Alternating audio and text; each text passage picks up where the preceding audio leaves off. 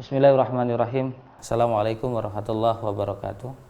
Alhamdulillahirabbil alamin. Allahumma sholli ala Muhammad wa ala ali Muhammad. Masih dipancarluaskan dari Jalan Masjid Silaturahim nomor 36 Kalimanggis, Cibubur, Bekasi, Radio Silaturahim untuk Islam yang satu.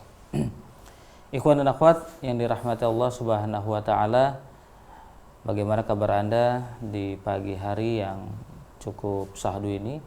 Kita berjumpa dalam program Bincang Sahur, dan pada kesempatan hari ini saya Abi Agus ditemani Fajar di kameramen dan juga audio, berada di kediaman Ustadz Hamzah Alatas.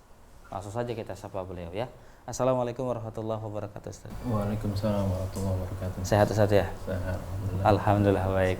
Ikhwan dan akhwat, seperti biasa dalam program Bincang Sahur ini kita akan berbincang tentang aktivitas beliau di saat sahur, kemudian bagaimana aktivitas beliau di bulan Ramadan 1441 Hijriah ini. Baik Ustadz, alhamdulillah kita kembali lagi berjumpa dan dipertemukan oleh Allah Subhanahu wa taala di bulan suci Ramadan 1441 Hijriah. Biasanya kesibukannya apa nih Ustaz? Ya, kesibukan kita ya biasanya kan ngajar ya. Cuman beda aja sekarang ngajarnya, biasanya kita bertemu langsung dengan murid-murid, kumpul seperti itu. Sekarang ya, ngajarnya jadi jarak jauh gitu. Tapi alhamdulillah ya, tetap masih bisa kita mengajar, masih bisa diskusi, masih bisa silaturahim melalui media online seperti itu. Media pakai laptop maupun pakai HP seperti itu. Artinya di saat ini mungkin kalau zaman dahulu terjadi hal seperti ini, ya kita terpisah benar gitu kan. Ya. Kalau sekarang alhamdulillah ya. Jadi tetap masih bisa komunikasi, masih bisa melihat keadaan, masih bisa berbicara, berbincang, walaupun dari jarak jauh. Kalau waktu sahur Ustaz biasanya makan apa Ustaz? Sahurnya pakai apa sih Ustaz? Waktu sahur ya apa adanya aja. Memang kalau sahur biasanya saya nggak nafsu makan gitu. Yang penting asal ada teh manis itu, makan nasi seadanya aja. Memang itu berpengaruh ya sama usia ya. Memang saya rasakan juga semakin usia semakin bertambah, itu juga santap sahur juga seadanya aja ya. Yang penting ada makanan masuk, paling nggak teh manis begitu ya. Iya, jadi ada tenaga seperti itu. Baik, nah ikhwan dan akhwat, ibu-ibu dan juga ayahanda yang berada di rumah, hari ini Anda mungkin sedang menyiapkan santap sahur. Kami juga ucapkan selamat bersantap sahur di pagi hari ini sembari mendengarkan Radio Silaturahim. Baik, di tengah pandemi COVID-19 ini memang rasa bulan Ramadan memang sedikit berbeda. Kalau saya Ustaz, tadi pagi itu pas mau sholat subuh di Masjid Silaturahim, itu kayak hari biasa Ustaz. Beda, biasanya kan kalau subuh di saat bulan Ramadan itu kan itu udah ramai begitu ya. Semuanya pada keluar, anak-anak juga pada keluar, ibunya keluar pakai mukena, kemudian bapak-bapaknya juga. Terus masjid juga alhamdulillah langsung penuh. Kalau tadi memang sepi banget Ustaz. Tidak terlalu ramai lah, tapi ada tapi tidak terlalu ramai. Ya ini ini kan dengan sesuai dengan kondisinya ya. Saat normal ya bagaimana kita itu ya dianjurkan untuk selalu sholat di masjid ya, seperti itu. Tapi saat darurat ada hukum tsanawinya istilahnya, ada pengecualian gitu. Di mana pada saat darurat Allah Subhanahu wa taala memberikan kelonggaran begitu. Banyak dalam hal, memang dalam syariat Islam ini kan rohnya gitu tidak memberikan, roh syariahnya itu enggak memberikan kesulitan bagi bagi hamba-hambanya. Dalam ayat tentang puasa sendiri kan Allah Subhanahu wa taala berfirman, yuridullahu bikumul yusra wa la yuridu bikumul usra. Allah menginginkan kemudahan buat kalian. Allah tidak menginginkan kesulitan. Dalam akhir surat Al-Hajj Allah berfirman, ma ja'ala fid dini ma ja'alallahu fid din min haraj. Allah tidak jadikan di dalam agama ini dari kesulitan, kesempitan. Jadi kita lihat bagaimana ketika orang misalnya musafir atau dia sakit, ya, hal-hal kewajiban yang biasa dilakukan ada keringanan. Orang yang lagi sakit nggak bisa dia berdiri, dia boleh sholat duduk, ya. Nggak bisa duduk, dia bisa berbaring.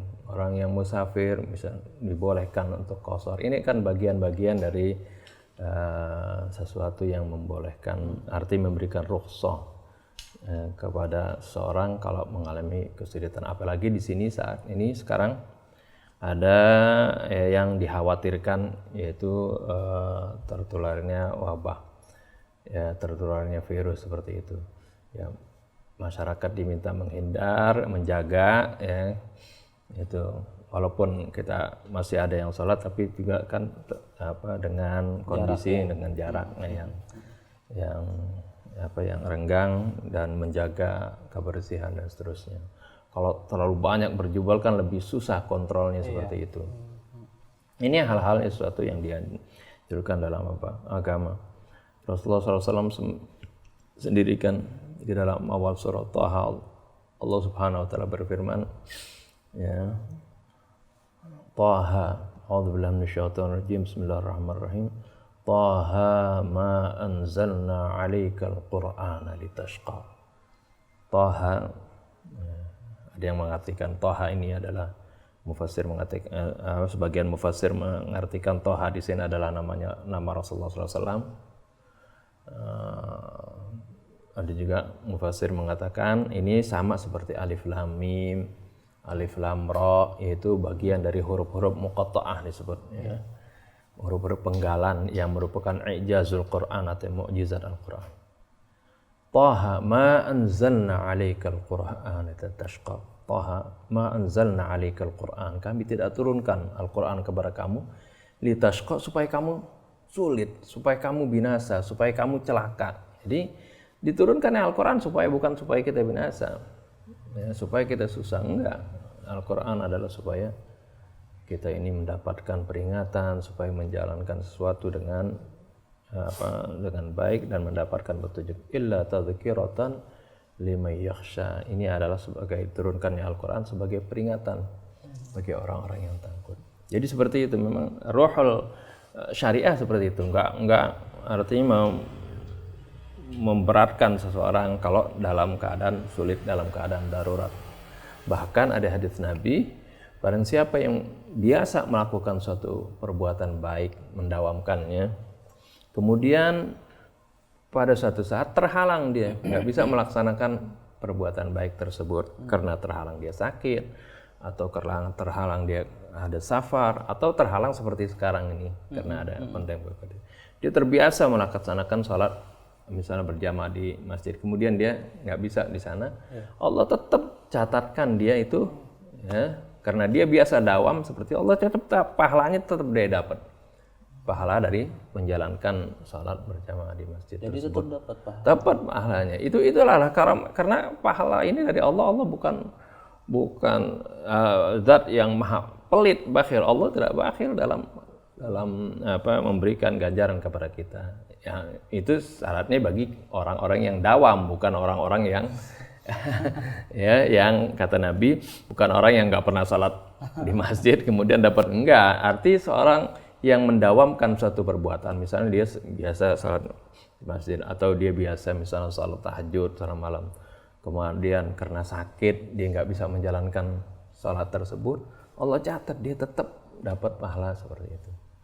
Ya, ini ada dalam hadis riwayat Bukhari Muslim seperti itu.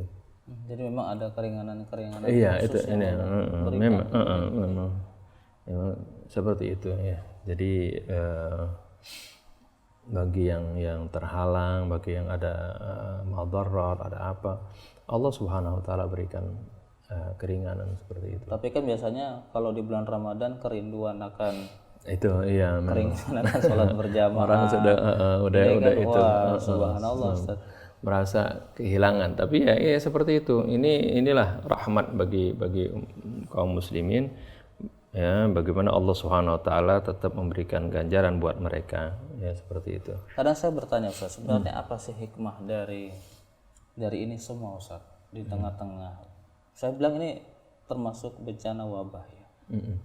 Apa sebenarnya hikmah yang ingin Allah sampaikan kepada umat Islam pada khususnya? Ya ini dari wabah ini terlihat sekali bahwa kekuasaan Allah Subhanahu wa taala bila ingin menggerakkan salah satu makhluknya yang kecil saja. Sebenarnya di Al-Qur'an sudah pernah kan disebutkan ya tentang lalat waktu itu Raja Namrud, bagaimana dia binasa, dia begitu sombongnya, begitu angkuhnya ya sampai membakar Nabi Ibrahim kan. Ya. Tapi bagaimana dikalahkan bukan dengan pasukan yang kuat atau apa, dengan lalat seperti itu yang menggigit dia. Itu ya digambarkan dalam Al-Qur'an. Sekarang teknologi lebih maju, kalau dulu lalat kan kelihatan ya. Sekarang teknologi lebih maju, virus juga kan bisa dilihat dengan alat yang canggih sekarang. Mikroskop ya. Dengan mikroskop. Allah pun ingin tunjukkan seperti itu ya. Bagaimana dengan makhluk yang kecil ini yang dianggap lemah, yang hidupnya nggak bisa hidup sendiri, dia ketergantungan ya, dia mesti di media yang khusus buat dia bisa berkembang. Allah bisa lemahkan semuanya, yang negara-negara yang dikatakan superpower, memiliki kemampuan besar, kewalahan.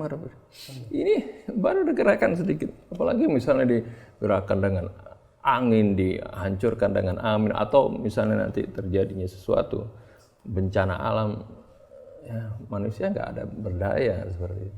Inilah Allah ingin menunjukkan kekuasaan Allah Subhanahu wa taala.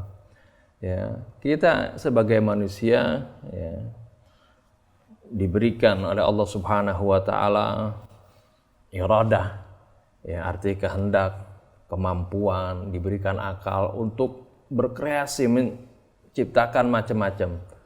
Tapi hendaknya ya, kita ini manusia harus ingat, ini semuanya adalah pemberian dari Allah Subhanahu wa taala. Kapanpun Allah menginginkannya, ya, bisa Allah mencabut. Kita ini hidup di dunia. Hidup kita ini kan ya, jangan kira sama dengan Allah yang Maha Hidup kan. Allah Hayyun sifatnya. Kita juga hidup kan, tapi hidup kita berbeda dengan hidup Allah. Gitu.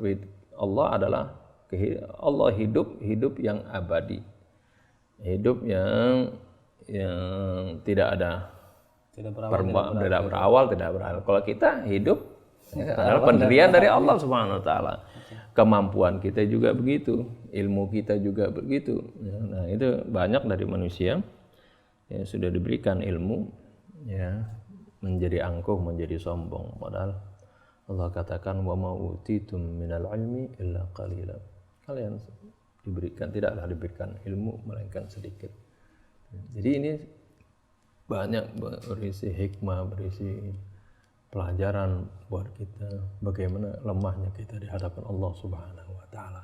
Oleh karena itu juga bagi kita kaum muslimin, kita diperintahkan untuk mengambil al-asbab, ya, al-khudhu bil asbab, ya, kita menjaga kesehatan, menjaga kebersihan, ya, menghindari hal-hal yang akan membuat kita tertular dengan wabah ini. Tapi jangan lupa ya, kita memohon kepada Allah Subhanahu wa taala yang menguasa. Kita bisa mengambil sebab untuk menghindari virus ini, tapi nggak bisa maksimal kan. Orang walaupun dia menghindar, dia pakai masker dan sebagainya, ya dia kan nggak bisa lihat ini sesuatu yang sangat kecil. Oleh karena itu juga ya kita di samping diperintahkan al-akhdhu bil asbab tadi, ya jangan lupa kita harus bersandar kepada Allah Subhanahu wa taala, berserah diri kepada Allah, memohon kepada Allah Subhanahu wa taala agar supaya ya Allah membantu kita di dalam ya menghadapi wabah seperti ini. Jadi jangan hanya mengandalkan otak dan kemampuan kita, maksudnya seperti itu. Sama seperti dalam berbagai hal kita diperintahkan berusaha mengambil sebab-sebab semaksimal mungkin ya untuk mendapatkan sesuatu, untuk menghindari dari sesuatu. Tapi setelah kita mengambil asbab, kita pasrahkan kepada Allah Subhanahu wa taala. Seperti contohnya kan ya Nabi Muhammad SAW ketika hijrah beliau mengambil asbab ya. Beliau sewa beli kendaraan yang kuat, yang baik, menyewa petunjuk jalan yang paling piawai pada waktu itu, kalau nggak salah namanya Abdullah bin Uraiqid ya.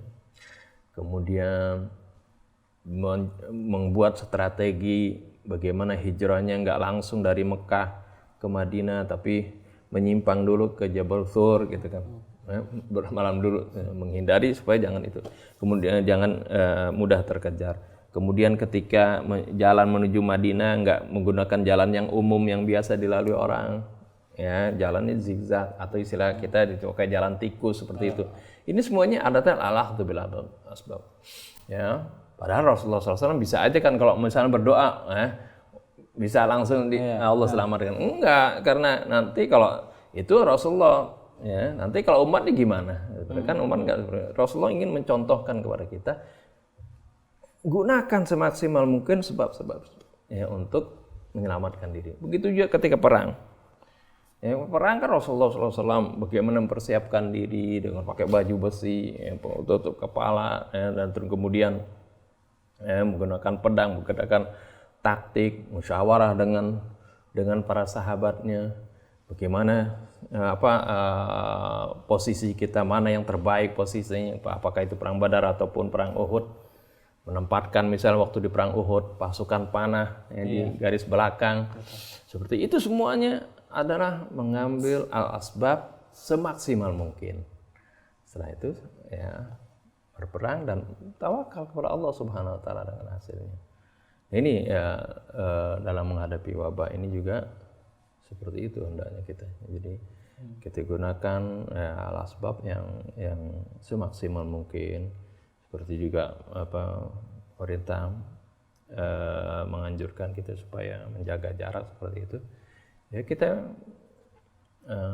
lakukan semaksimal mungkin, ya, tapi jangan hanya mengandalkan itu, ya, tapi tetap kita harus banyak berdoa, banyak beristighfar, ya, menyadari ya banyak sekali hal-hal yang Allah berikan, yang timpakan kepada kita itu tidak lain adalah dari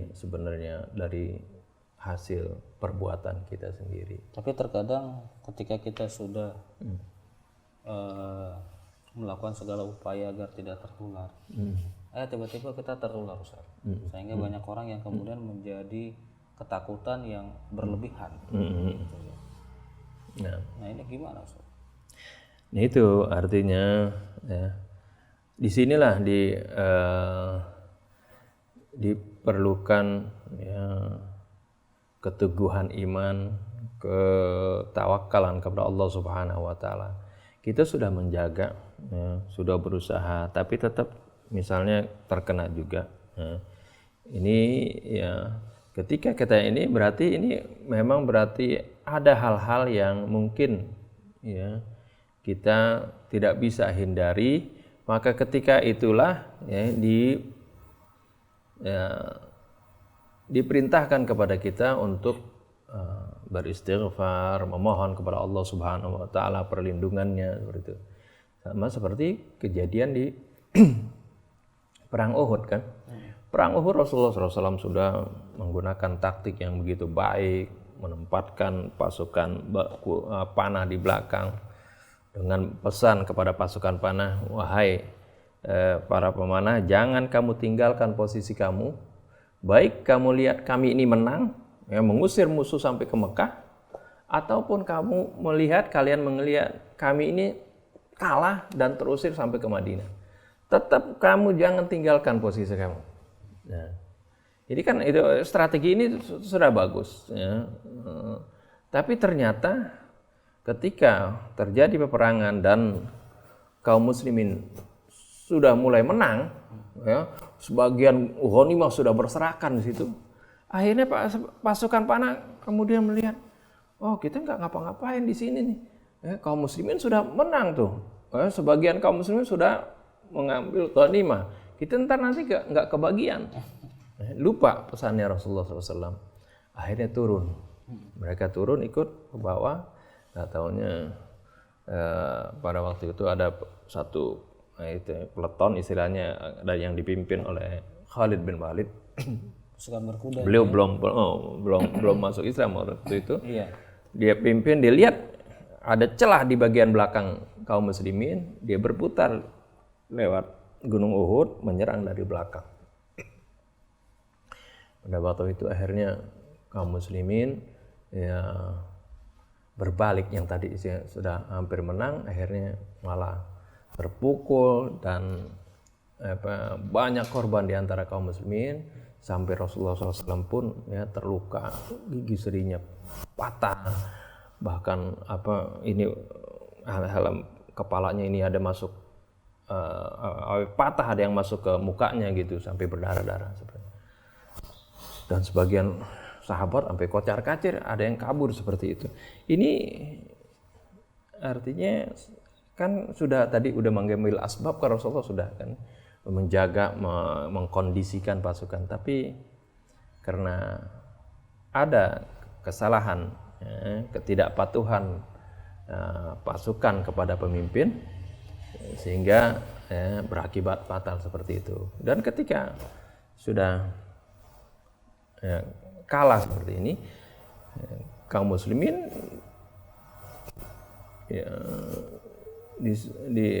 diperintahkan oleh Allah Subhanahu wa taala untuk mengambil pelajaran dari kekalahan ini, ya, yaitu dengan mengoreksi diri, ya, dengan melihat celah kenapa kok bisa kalah seperti ini, ya, sehingga kemudian diingatkan, ya, ini adalah kenapa kok nggak menang dalam peperangan ini bukan dari Allah Subhanahu wa taala, bukan maksudnya Allah tidak berikan kemenangan tersebut, akan tetapi ini adalah min indi anfusikum, ya. Ini disebutkan dalam surah Al-Imran, ya, ayat 162. Allah Subhanahu wa taala berfirman, menceritakan bagaimana sahabat mempertanyakan tentang ini. Awalamma asabatkum musibatun qad asabtum mithlaiha qultum anna hadza.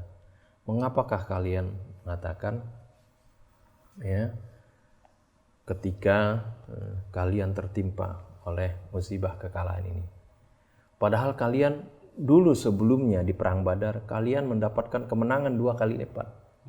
Artinya waktu di perang Uhud memang kaum muslimin 70 orang meninggal, tapi waktu di perang Badar kaum muslimin membunuh 70 orang kafir Quraisy dan menawan 70 orang. Ini Allah Subhanahu wa taala sebutkan qad asabtum mithlaiha. Kalian dulu telah memenangkan 2 kali lipat, ya, daripada apa yang dimenangkan oleh orang kafir sekarang. Qultum anna hadza, kalian mengatakan, kok kenapa bisa terjadi kayak begini? Kok bisa kalah? Kok kami ini kan berjuang di jalan Allah. Yang pimpin adalah Rasulullah SAW peperangan ini. Kok kalah? Qul, kata Allah Subhanahu wa taala, perintahkan kepada nabinya, qul huwa min indi anfusikum. Katakanlah ini adalah, kenapa kekalahan ini terjadi, dari akibat diri kalian sendiri, dari perbuatan kalian sendiri. Jadi seperti itu, ya, ketika kita sudah berusaha, ya, kemudian masih, ya, terkena juga, maka kita diperintahkan untuk muhasabah, untuk beristighfar, mohon ampun kepada Allah Subhanahu wa taala, dan kita bertawakal kepada Allah dan memohon kepada Allah Subhanahu wa taala. Insyaallah Allah akan angkat musibah tersebut. Karena dengan istighfar Allah Subhanahu wa taala akan, ya, berikan kemudahan, berikan keafiatan kepada seorang, bahkan berikan keluasan rezeki dengan banyak beristighfar. Qul istaghfiru rabbakum innahu kana ghaffara yursilis samaa'a 'alaikum midrara wa yumdidkum bi amwali wa banina wa yaj'al lakum anhara. Ya. Dalam surat Nuh disebutkan ya, istaghfiru rabbakum, minta ampunlah kalian, beristighfarlah, mohonlah ampun kepada Tuhan kalian. Innahu kana ghaffara, sungguhnya Allah Maha Pengampun. Yursilis samaa'a 'alaikum midrara, niscaya Allah akan menurunkan hujan dari langit. Artinya ini menggambarkan Allah akan memberikan rezeki, melimpah rezeki, memberikan kemudahan. Wa yumdidkum bi amwalin wa banin, ya, Allah memberikan kalian anugerah dengan harta dan anak, ya. Ini juga istighfar sering ada orang nggak punya anak, bertanya kepada seorang alim, ya, dari tabi'in, ditanya bagaimana doanya supaya kayak punya anak, ya suruh banyak beristighfar, karena dari ayat ini Allah katakan wa yumdidkum bi amwali wa banin wa yaj'al lakum anhara. Jadi Allah Subhanahu wa taala intinya memberikan kemudahan, memberikan kelapangan, memberikan meluluskan segala hajatnya dengan orang yang mau memohon ampun kepada Allah, banyak beristighfar, bertawakal kepada Allah, ya, dengan sabar, dengan menenangkan hatinya, ya, insya Allah Subhanahu wa taala akan singkirkan musibah itu. Karena apa? Ya, secara kesehatan pun sekarang kan belum ada obatnya ini. Iya, belum ditemukan ya, vaksinnya seperti itu. Tapi sebenarnya pada diri manusia Allah Subhanahu wa taala sudah siapkan, ya, antibodi sudah siapkan, ya, sistem pencegahan, ya, di dalam tubuh manusia itu sendiri, yang untuk mengalahkan benda asing yang masuk ke dalam tubuh kita, yaitu dengan sistem kekebalan tubuh. Nah, kekebalan tubuh ini sangat-sangat tergantung dengan mental seseorang. Oleh karena itu, ya, mental kita akan kuat, ya, kalau kita, ya, bertawakal kepada Allah Subhanahu wa taala. Mental kita akan kuat kalau kita bergantung dengan kekuatan yang maha kuat. Tapi kalau seorang yang enggak bergantung kepada Allah Subhanahu wa taala, akhirnya dia bergantung dengan hal-hal yang umum, ya Allah biarkan, ya, seperti itu. Iya. Tapi kalau Ustadz sendiri, kita tahu bahwa Ustadz aktivitasnya kan juga cukup padat, ya. Kalau Ustadz sendiri untuk menjaga daya tahan tubuh ini biasanya mengkonsumsi apa, Ustadz? Ya, sesuai dengan anjuran kesehatan, ya, kita makan makanan yang sehat, artinya kita bantu juga dengan vitamin, kan, seperti itu, vitamin C. Kita makan seadanya. Kita, ya, vitamin C, kita juga yang penting yaitu jangan panik, ya. Hati kita nggak boleh galau, nggak boleh gitu. Ya, kita jalankan aktivitas seperti biasa. Kita banyak baca Al-Quran, banyak zikir. Itulah yang paling menenangkan jiwa, ya. Pagi sore kan kita sudah diajarkan doa pagi, sore, zikir, itu semua minta perlindungan dari Allah Subhanahu wa taala. Allah Subhanahu wa taala berfirman, kan, alladzina amanu wa tatma'innu qulubuhum bidzikrillah, ala bidzikrillah tatma'innul qulub. Alladzina amanu, orang-orang yang beriman, wa tatma'innu qulubuhum, hati mereka itu menjadi tenang. Ala bidzikrillah tatma'innul qulub, ketahuilah dengan berzikir kepada Allah, mengingat Allah Subhanahu wa taala. Yang kita mengingat, berzikir bukan hanya zikir bil lisan, artinya kita mengingat Allah Subhanahu wa taala inilah yang maha kuasa. Kita tahu Allah Subhanahu wa taala yang maha memberikan kekuatan, yang maha memberikan perlindungan, yang maha memberikan keafiatan. Kalau kita ingat seperti itu, ya, maka jiwa kita akan tenang dan jiwa kita akan mendapatkan kekuatan seperti itu. Iya.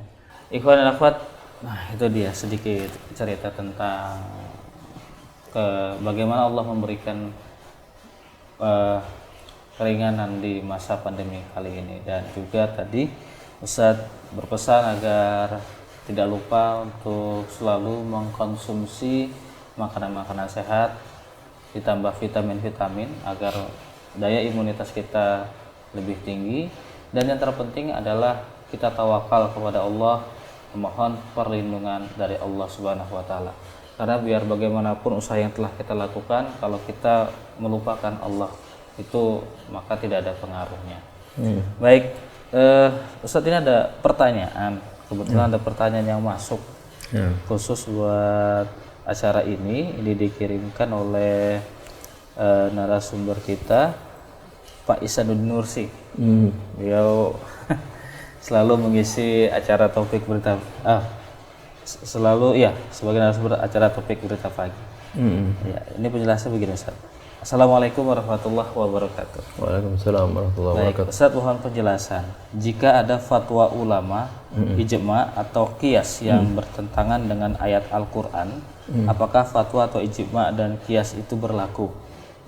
Dan mana yang lebih sahih dan istiqomah antara ayat Al-Quran dengan fatwa atau ijma dan qiyas?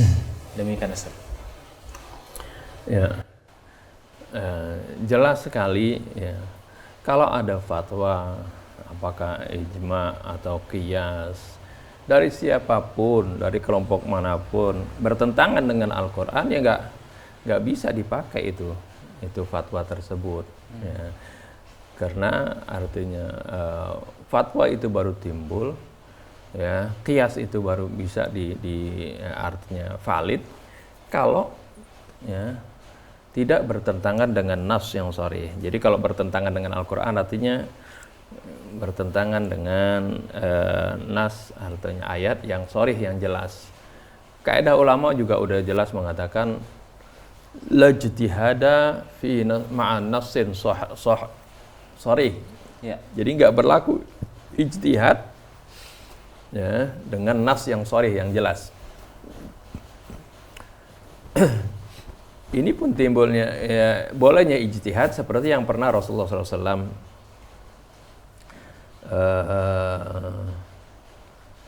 katakan ketika beliau mengutus sahabat Mu'adz bin Jabal ke Yaman untuk dakwah di Yaman.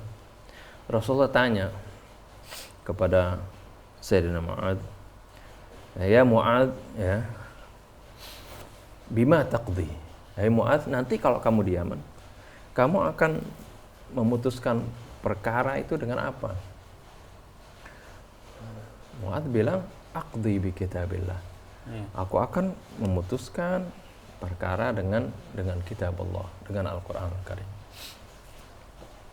Terus Rasulullah katakan, fa illam tajidhu, kalau kamu tidak dapati di kitab Allah, artinya tidak didapati bukan enggak ada dalam Al-Quran. Kan Al-Quran Allah katakan, Al-Quran itu lengkap ya.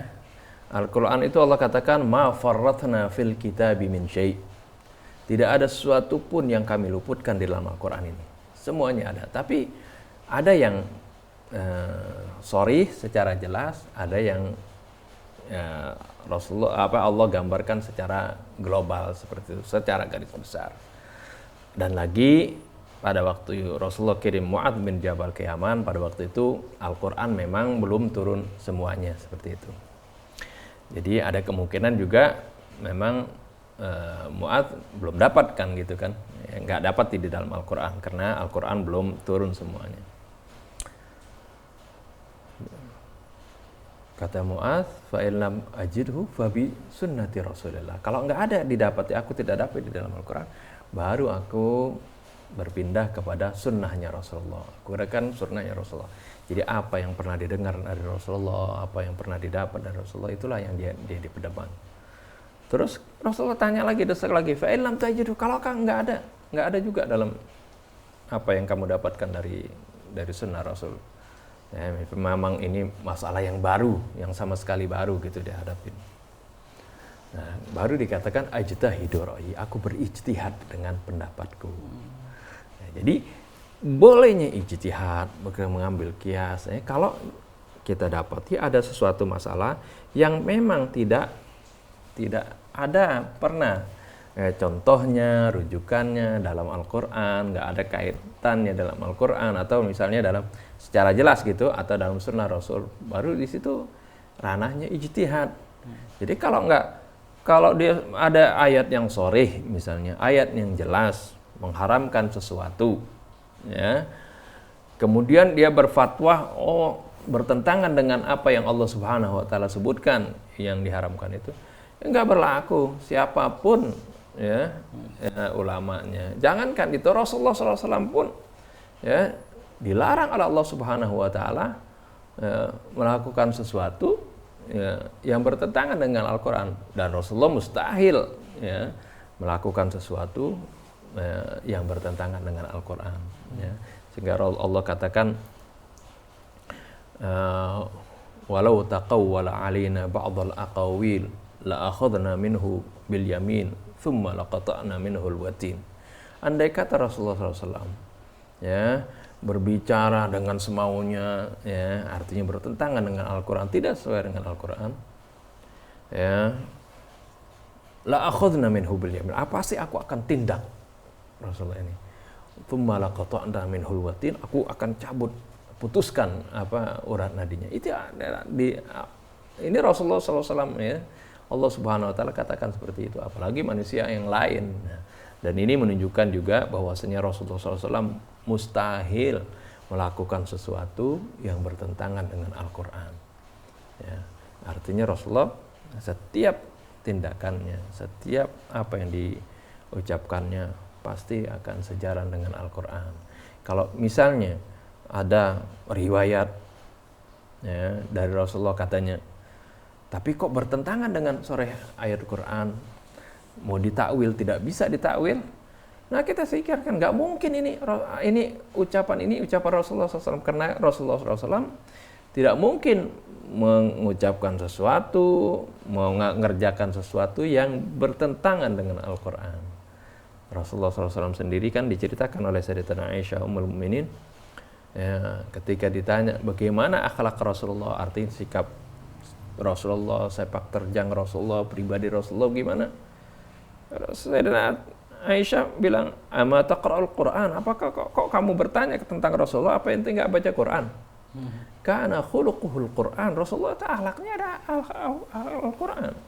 Al-Quran bilang jangan mengerjakan ini, Rasulullah nggak kerjakan ini pasti Rasulullah kerjakan, seperti itu.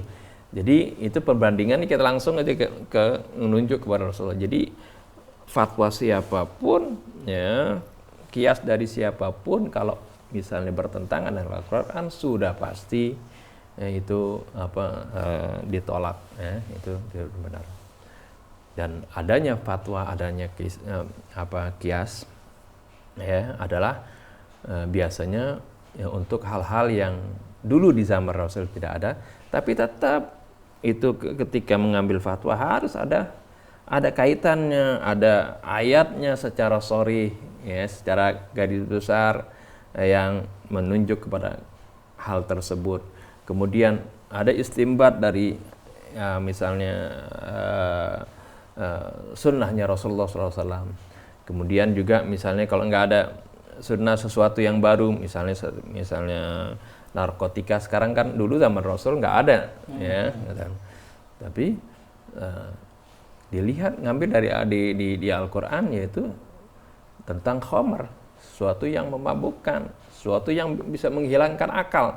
Itu intinya seperti itu, ya, karena bagian salah satu hal yang dijaga dalam agama adalah hifdzul nafas, menjaga jiwa, hifdzul akal, menjaga akal.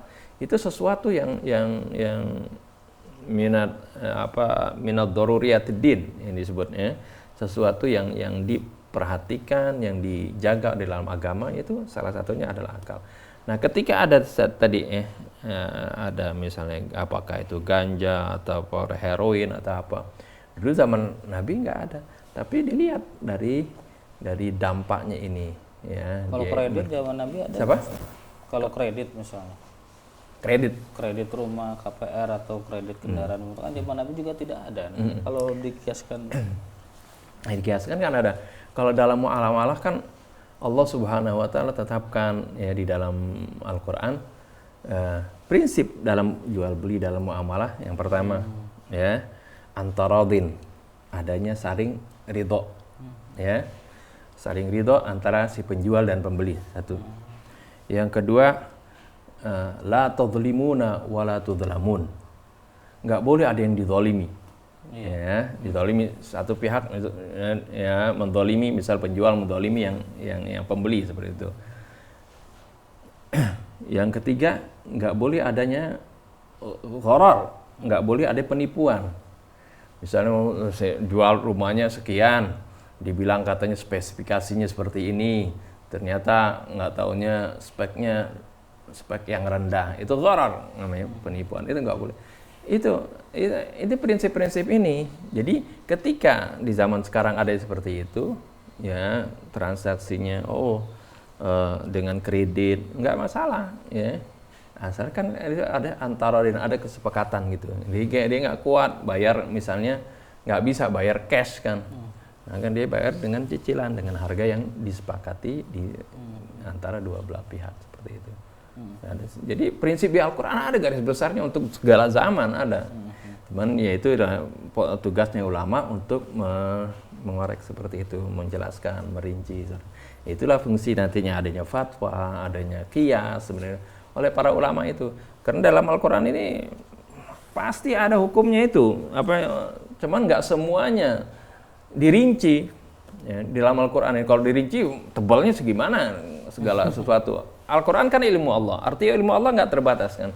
Ilmu Allah bukan hanya mengetahui hanya zaman Rasul kan. Zaman tabi'in, zaman sahabat, kan Allah tahu. Zaman sekarang juga apa yang akan terjadi sekarang Allah tahu. Ya, tapi semuanya ini di dalam Al-Quran ada, tapi nggak dirinci. Yang dirinci pasti hal-hal yang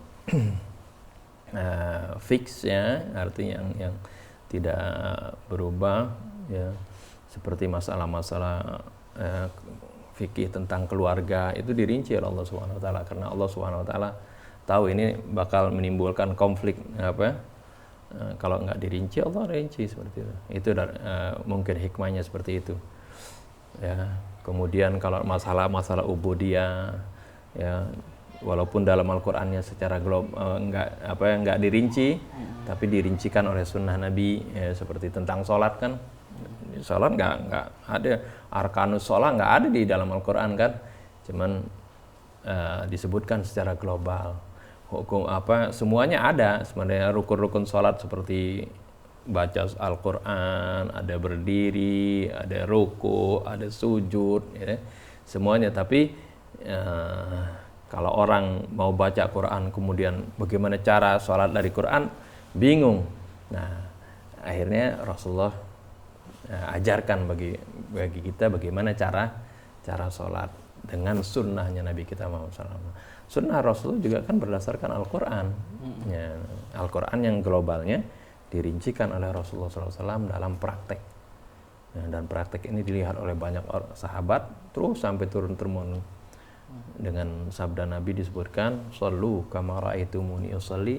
Ya, kalian kan diperintahkan salat dalam Al-Quran. Bagaimana salat? Lihatlah bagaimana cara aku salat. Salatlah kalian kama ra'aitumuni, sebagaimana kalian melihat aku salat. Itu dirinci. Nah, ini yang hal-hal yang nggak berubah seperti ini. Tapi ada hal-hal yang berubah, hal-hal yang dulu nggak ada pada zaman Nabi. Pasti garis besarnya sudah ada dalam, seperti yang tadi yang Bagus tanyakan tadi tentang muamalah ya, jual beli tadi. Garis besar dalam secara itunya, pokoknya panduannya udah ada dalam Al-Quran. Jangan prakteknya disesuaikan dengan kondisi zaman sekarang.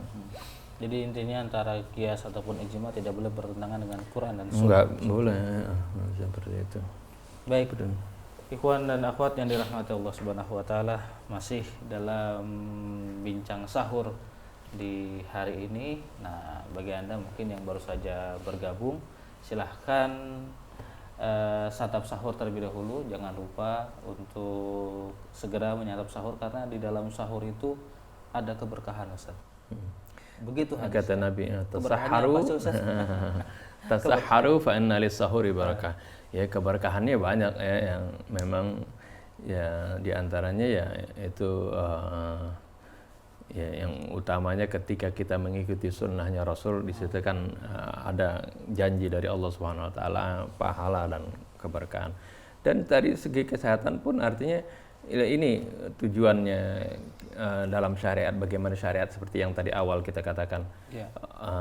Syariat itu tidak mau supaya orang jadi berat gitu. Oh mungkin katanya kalau saya puasanya dari malam nggak makan lebih terasa lapar, itu jadi pahalanya lebih banyak. Enggak.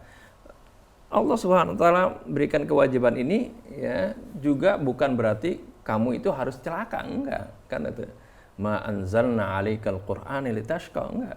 Jadi diturunkan syariat ini bukan supaya kamu celaka, enggak. Tapi ya ketika sahur ya makanlah dulu ya sesuatu yang membuat kamu nanti ketika puasa ya, ada kekuatan seperti itu. Bukan enggak saya enggak mau sahur biar pahalanya mungkin kalau saya lebih lemes ntar pahalanya lebih banyak. Enggak seperti itu ya. Kalau Rasulullah sendiri sahur itu dengan apa? Rasulullah biasa dengan kurma dan air putih biasa Rasulullah SAW.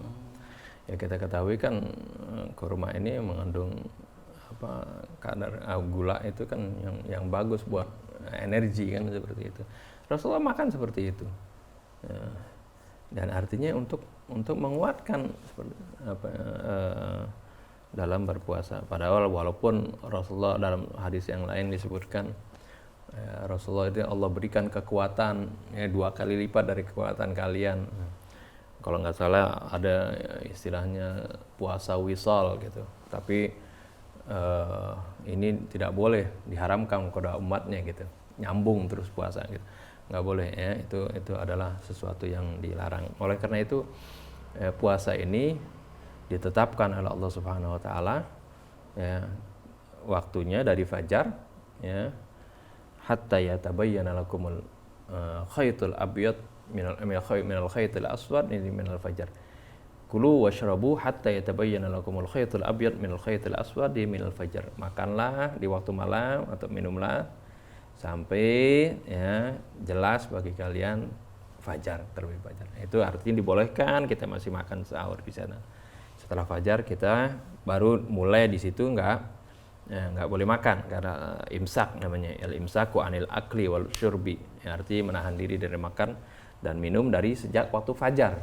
Bukan waktu imsak waktu fajar. Kalau arti imsak kan arti menahan diri. Walaupun suka orang bertanya, lagi imsak masih boleh nggak makan? Boleh, karena kan dalam Al-Quran nggak bolehnya makan itu ketika fajar. Ya, azan subuh? Ya kudu azan nggak boleh, itu fajar gitu. Oh iya, fajar. Iya, Ustaz. Wa atimmus shiyama ilal lail, sempurnakan puasa sampai malam. Malam itu maksudnya terbenam matahari maghrib. Itu ya sampai situ ya udah buka. Bahkan ketika buka pun jangan mungkin mau tambahnya pahalanya banyak nih biar sampai isya baru saya mau buka, itu juga nggak disunahkan. Rasul bilang mazala ummati ala khairin ma ajjalul fitra wa akharus sahur. Senantiasa umatku berada dalam kebaikan selama mereka mensegerakan iftar, mensegerakan berbuka, wa ajjalus sahur, mengakhirkan sahur. Jadi jangan sahurnya jam 2 gitu. Enggak bagus. Sahur terbaik adalah mendekati mendekati fajar. Itu artinya misalnya azan subuh jam 4:30. Taruhlah jam 4:30 ya. Jam 4:30 misalnya, dia jam 4 sahurnya misalnya. Itu bagus seperti itu. Ya, sampai menjelang 10 menit sebelum fajar sudah selesai kan gitu. Dia udah siap seperti itu. Itu yang terbaik ya, seperti itu. Jadi bukan dipanjangin makin lapar katanya, mau dari jam 2 dia udah sahur. Enggak seperti itu. Itulah ini menunjukkan bagaimana syariat itu tidak mau memberatkan manusia. Jam 2 sahur, jam 4 lapar lagi. Gitu. Ustaz, kalau di kan di waktu-waktu Ramadan doa diijabah. Insya Allah diijabah. Tapi ada waktu-waktu khusus di mana doa benar-benar diijabah oleh Allah. Mungkin di waktu sahur, Ustaz. Iya, diantaranya waktu sahur itu, ya. Waktu berbuka juga, atau waktu di puasa kan, apa, salah satu da'watin la turad. Nah, ada 3 doa yang tidak ditolak, yaitu da'watul sha'im, ya, da'watul madlum, da'watul walid li waladihi, ya. Doa orang yang puasa, doa urutannya Anda lupa, ya. Ya, doa orang tua kepada anaknya, doa orang yang dizalimi, ya, dan doa yang orang lagi berpuasa. Oleh karena itu, ya, ayat yang memerintahkan kita untuk berdoa itu adanya di tengah-tengah ayat puasa. Wa idza sa'alaka ibadi anni fa inni qarib ujibu da'watad da'i idza da'an falyastajibu li wal yu'minu bi la'allahum yarshudun.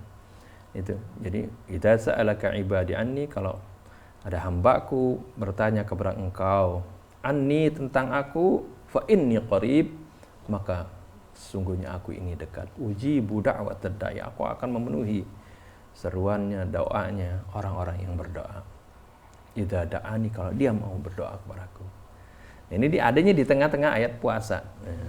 Falyastajibu li wal yu'minu, hendaklah mereka memenuhi seruanku. Jadinya termasuk, ya, jadinya artinya dia jalankan. Jadi jangan bulan puasa ini doa mustajab tapi dianya sendiri enggak puasa. Enggak. Falyastajibu li, hendaklah dia penuhi seruanku, ya, apa yang aku perintahkan dijalankan. Wal yu'minu bi, hendaklah dia beriman kepadaku. Ya, itu adalah syarat-syarat diantara untuk dia diijabah doanya. Dan ini disebutkan di antara ayat-ayat puasa, ya. Dari ayat 183 itu sampai ayat 186 kan ayat-ayat puasa dari surah Al-Baqarah. Baik. Dia di tengah-tengahnya itu. Nah. Baik, alhamdulillahirabbil alamin. Ikhwan akhwat, Ustaz, nampaknya kita sudah dibatasi oleh waktu. Yeah. Karena sebentar lagi insyaallah akan waktu imsak sudah masuk. Yeah. Baik, ikhwan dan akhwat yang dirahmati Allah Subhanahu wa taala, tidak terasa sudah hampir 1 jam kami berbincang dengan narasumber kita di Bincang Sahur hari ini, Ustadz Hamzah Alatas, dan semoga sahur kita membawa keberkahan bagi Anda yang mungkin belum sahur, buru-buru cepat sahur. Semoga di puasa hari ini kita mendapatkan keberkahan dari Allah Subhanahu wa taala. Seperti biasa Ustadz dan juga para ikhwan akhwat, seperti biasa sebelum berpisah akan ada sedikit kesimpulan dari bincang sahur kita pada hari ini bersama Ustadz Hamzah Alatas. Tafadhol. Bismillahirrahmanirrahim. Allahumma shalli wa sallim ala sayyidina Muhammadin wa ala sayyidina Muhammad. Dari apa yang kita bicarakan, di mana kita sekarang berada dalam suasana Ramadan yang lain dari Ramadan sebelumnya, Ramadan yang di tahun ini kita juga dibarengi dengan adanya ujian dari Allah Subhanahu wa taala. Mungkin ini adalah, ya, untuk tambah kita mengingatkan kita kepada Allah Subhanahu wa taala, menambah kita kekuatan keimanan kita kepada Allah Subhanahu wa taala, menambah ketawakkalan kita kepada Allah Subhanahu wa taala. Ya, untuk itu hendaknya, ya, dari apa yang sudah kita bicarakan tadi, bagaimana Allah Subhanahu wa taala memerintahkan kita untuk mengambil al-asbab, ya, menjalankan segala hukum-hukum sebab akibat semaksimal yang kita bisa, ya, yang kita mampu kita jalankan sebaik-baiknya. Ya, akan tetapi, ya, kita tidak boleh, ya, hanya mengandalkan al-asbab tersebut. Kita harus ingat bahwasanya, ya, Allah Subhanahu wa taala itu adalah musabbibul asbab. Allah lah yang mengendalikan segala sesuatu, maka kita pasrahkan diri kita kepada Allah, mohon kepada Allah Subhanahu wa taala perlindungan padanya. Banyak-banyak istighfar, mohon ampun, bertobat atas segala kesalahan dan kehilafan kita. Terutama sekali di bulan Ramadan, bulan yang penuh berkah ini. Mudah-mudahan puasa di bulan Ramadan ini, puasa kali ini benar-benar membuat kita mensucikan diri kita, membersihkan diri kita dari segala kekotoran, dosa, kesyirikan, riya, takabur dan sebagainya. Dan mudah-mudahan di bulan Ramadan kita ini kita benar-benar menjadi orang yang sukses, ya, menjalankan ibadah puasa dan ibadah-ibadah lainnya, sehingga kita benar-benar mendapat predikat al-muttaqin setelah keluar dari bulan Ramadan dalam keadaan sehat walafiat. Ini saja yang dapat saya sampaikan, mudah-mudahan bermanfaat. Selamat menjalankan ibadah puasa, ya. Assalamualaikum warahmatullahi wabarakatuh. Waalaikumsalam warahmatullahi wabarakatuh. Terima kasih Ustaz Hamzah. Baik ikhwan dan akhwat, demikian bincang sahur kita di pagi hari ini. Semoga bermanfaat, dan sekali lagi kami ucapkan selamat bersantap sahur bagi Anda para pendengar kami dimanapun Anda berada. Santap sahur bersama keluarga Andai Tolan di tengah puasa yang memang cukup berbeda kali ini. Semoga Allah Subhanahu wa taala memberikan kita kemudahan dan juga memberikan kita kenikmatan berpuasa penuh selama sebulan atau 29 hari. Saya Abi Agus dan juga Fajar mohon undur diri dari ruang dengar Anda. Ila liqa billahi taufiq wal hidayah. Wassalamualaikum warahmatullahi wabarakatuh. Waalaikumsalam warahmatullahi wabarakatuh.